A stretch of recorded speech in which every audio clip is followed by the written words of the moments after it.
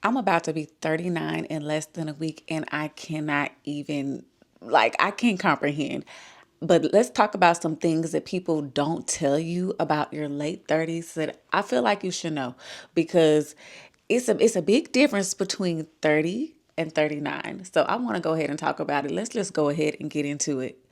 Fill me up with confidence, I say what's in my chest. Spill my words and tear me down until there's nothing left. Rearrange the pieces just to fit me with the rest. Yeah. But what if I try? I'm Brittany XOXO. Welcome to my channel. This is where I share my journey, life's ups and downs, and all the things in between. So stay a while. If you are not already, go ahead and subscribe to my channel right now. Like this video. And yeah, let's go ahead and get into it. Some things that they don't tell you about being in your late 30s, because your girl is about to be 39. That's about as late a 30s you can get. And it's some things that we need to talk about. So I got my iPad right here because I don't want to miss nothing. But let's go ahead and start with number one. You can go to bed as early as 9:30, and still wake up tired like you didn't even get no sleep. Like you was up all night. I mean, I can go to bed probably 8:30 and still wake up and feel like I need more sleep. It is literally exhausting. All right, number two, you really start to appreciate and understand a lot of the things your mom was saying to you when you were growing up. And as a kid, I can literally hear my mom all the time saying, Brittany, you aren't thorough, because I have to tell both my girls and my son, like, what did I tell you to do? Why are you half doing what I told you to do? You need to be cleaning up. You need to use soap and water. Like, whoo. My mama is literally in the back of my mind all the time. I understand and I appreciate her so much because if I knew then what I knew now, ooh, bless her heart, bless her. She had two little girls. We did not listen. We used to get in the store and cut up, and yeah, that's number two. All right, so number three. All right, so number three, you do not bounce back from a late night out. You recover. So let me just tell y'all this quick story about when I was in Cartagena a couple months ago. So the last night we wanted to do it up. We went out to dinner. We went to a bar, and we were doing shots and everything and enjoying our time, enjoying our last night. When you're on vacation, your last night you're supposed to go hard. So yeah, I went hard, not even thinking about it. I am not a spring chicken. Your girl is about to be 39. And yeah, them shots, I was paying for them not even the next morning. I barely made it back to the hotel. I was in the bathroom.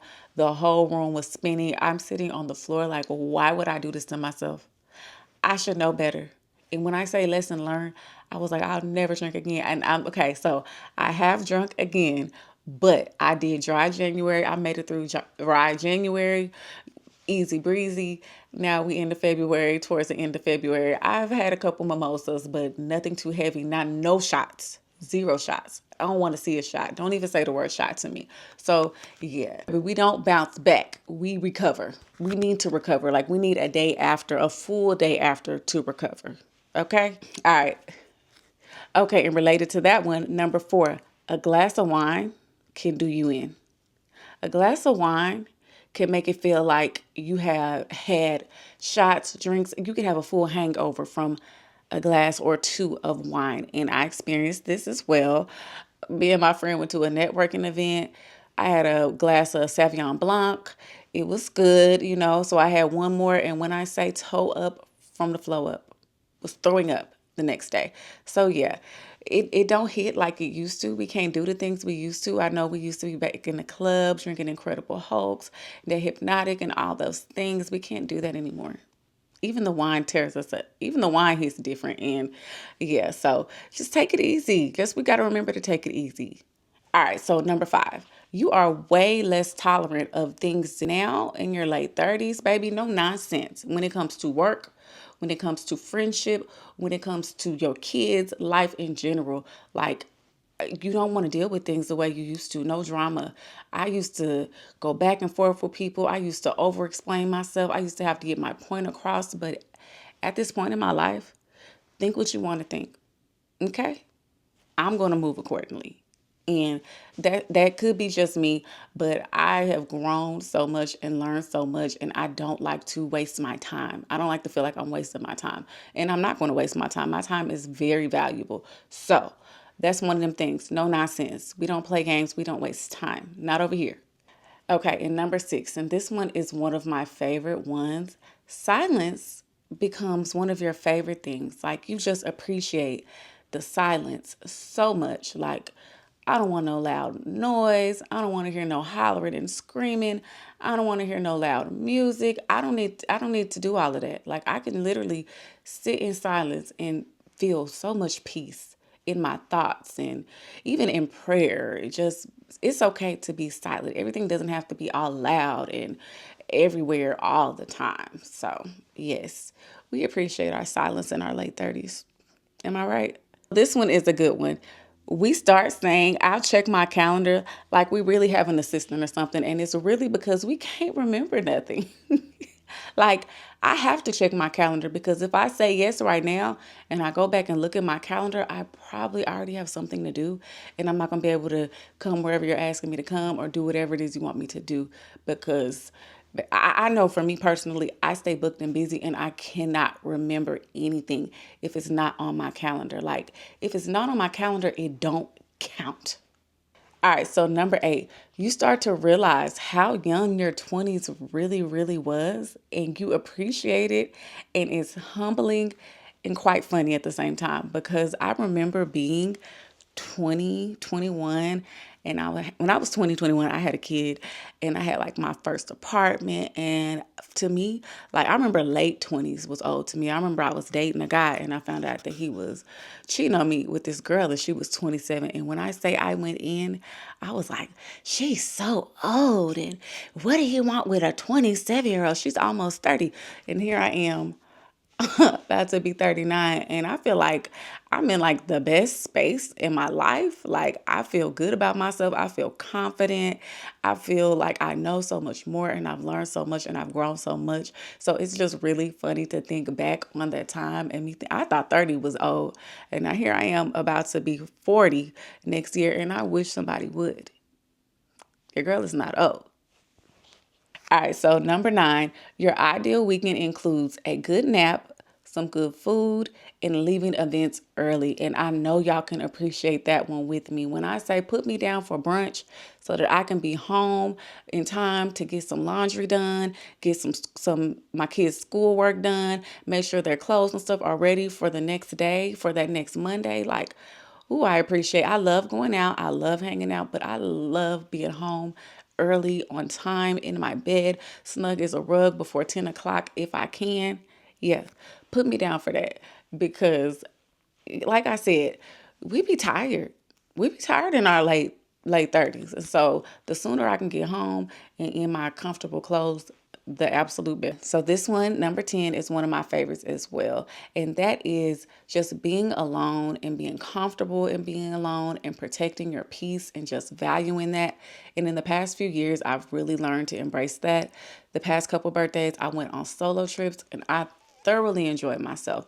I went to Tulum and I went to Jamaica and I had a great time. Everybody was so worried for me, scared for my life. As we see, I'm fine. Your girl is good. But just having that time by myself to reflect on my birthday, that time by myself to do what I want to do. And it doesn't even have to be doing anything. Like a couple of those days while I was on vacation, I literally just hung out in my hotel room, did a spa day, walked around the resort, ate good food, laid on the beach, and it was beautiful. It was amazing. So just learning to enjoy my alone time, protecting my peace, and taking that time for myself has been just a really, really important part of my journey, and I really love it. All right, so number 11, you stop explaining yourself so much and you understand that no is a complete sentence. And this is something that I had to really work on because I'm more of a people pleaser. I like to see people happy. I always put myself in other people's shoes. I feel what people feel. And so a lot of times I have a hard time with saying no, just no. I can say no now. I got kids. I know how to say no. But saying just no without saying, well, because or why or but, you know, I had to really learn and work with my therapist to set those boundaries because everything does not deserve an explanation. Everything does not deserve a reason or, an excuse. Like sometimes you can, a lot of times, most of the time, you can just say no and let that be that. That is a big one. That one took me a lot of time. And like I said, therapy to be comfortable with. Okay, so number 12, perimenopause is a thing. Perimenopause. I had to Google it because I was like, what is going on with my body? Like my cycles are so irregular. They doing what they want to do. They come whenever they want to come. I don't know what's going on. And then I was so tired, am so tired all the time. I chalked it up to being busy, running the kids around, and also, I have a full-time job and I do content creation. So I just figured I'm stretching myself super thin and that's why I'm so tired. Also like moody, mood swings, feeling like I'm PMSing, but I'm not PMSing because it's not time for me to PMS. So finally I Googled it and I was like, oh, you know what? I think I have most of these. Like, I think this is me, perimenopause. So then I called my doctor because I was like, well, what do I do? Like, is there some medicine I should be taking or a blood test? But she assured me that it is a normal thing to happen, like in your late 30s, and I'm in my late 30s, and you just got to roll with it. So I'm here, I'm rolling with it. I'm getting through it the best I can. I'm hoping I have some years ahead of me before big menopause steps on the scene. I'm not quite ready for all of that and all that comes with that. But you know what? I don't have control over it. So right now, we just rolling with the punches. We just gonna see what happens and hope for the best. Okay. Number 13, you don't have to be liked by everyone. Like, just think about that for a minute. Everybody don't have to like you. And you need to be okay with that because I promise you I am. I don't lose no sleep over how somebody feel about me, what somebody thinks about me, what somebody thinks I said and I may not have said, or something that I did say and they took it another way. I don't have time for that. And that is something that I had to work on with therapy as well because I am such a empathetic person. I'm kind, I'm friendly, and so I used to feel away when people didn't like me or somebody was mad at me or if I accidentally offended somebody. And even still, I don't ever want to hurt anybody intentionally. I don't want to offend anybody intentionally, but sometimes it's okay to be misunderstood. Like, that's just what it is. I don't over explain myself. I don't like to feel like I have to explain myself. So if that's what it takes to keep my peace, that's exactly what I'm going to do. And people can feel however they feel about it. I know it used to be a thing for me for birthdays. Like, I remember I had a few birthdays and people like at work got mad that I didn't invite them. And these were coworkers, like not like my close friends, like not even people who I had their phone number and hung out with ever before. And this literally happened to me twice. This one girl and me literally were shouting in the office because she was mad at me because I didn't invite her to my birthday. It was like mind blowing. And then another girl was mad at me because I didn't invite her to my birthday. I had my birthday, like I rented out a section. This was in my 20s, a long time ago. I can't remember what the club was called. It was somewhere downtown Dallas, but I rented out a section. I remember my aunt was there.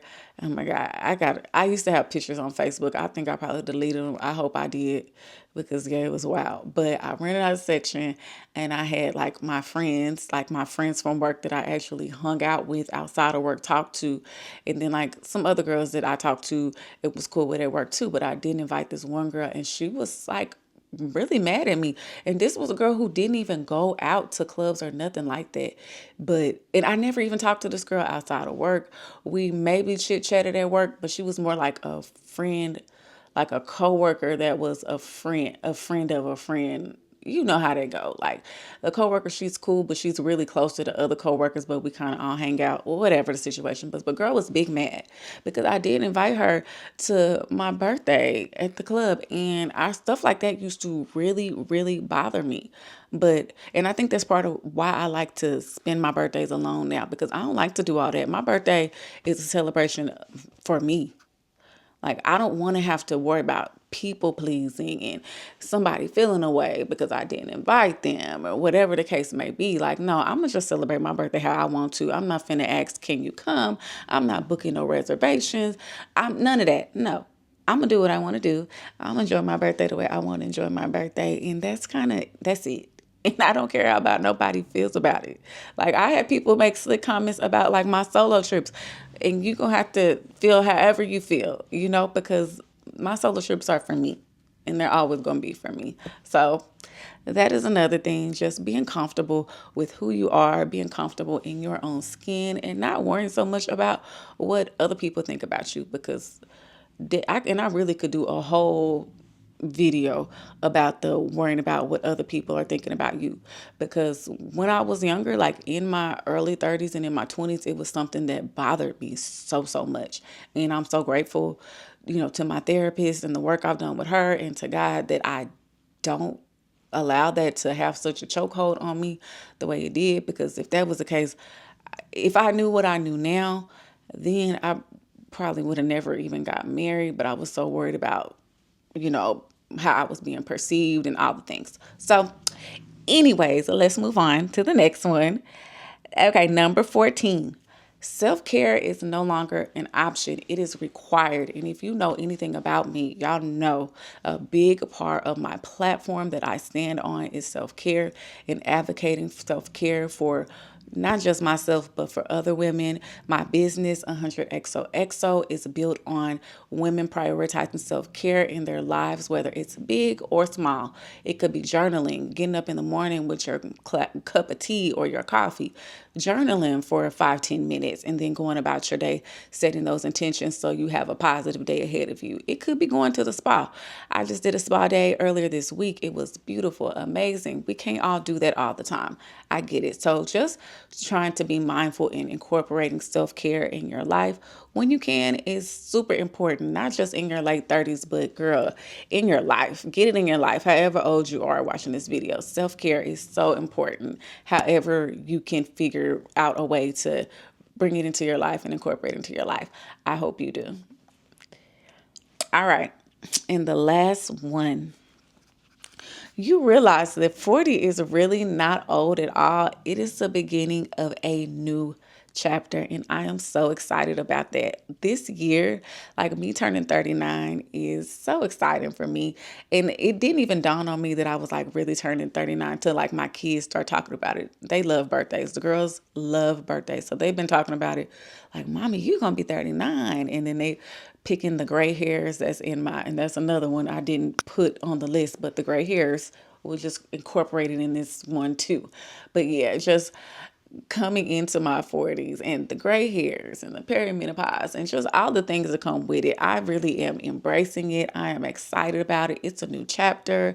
Like I said earlier, like I feel so good about myself and who I am as a person and how much I've grown.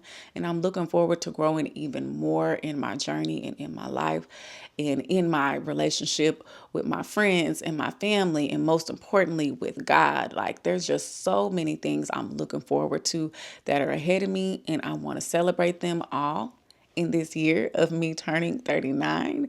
I'm going to start it off with my birthday that's coming up later on this week. I will be celebrating my birthday in my own special little way. Nothing big this year, no trip, but I will be celebrating it not just this week, but every month, every day of the rest of the year. I will be doing little things. I'll bring you guys along for the journey, but I want to take myself on solo dates every month. Just the time for me to have for myself and hold and honor for myself as far as being intentional with the things that I told myself I was going to do, the promises that I've made for myself, and honoring that and not letting life get so busy and overwhelming that I lose sight of my goals and the things I want to do. Also, my therapy.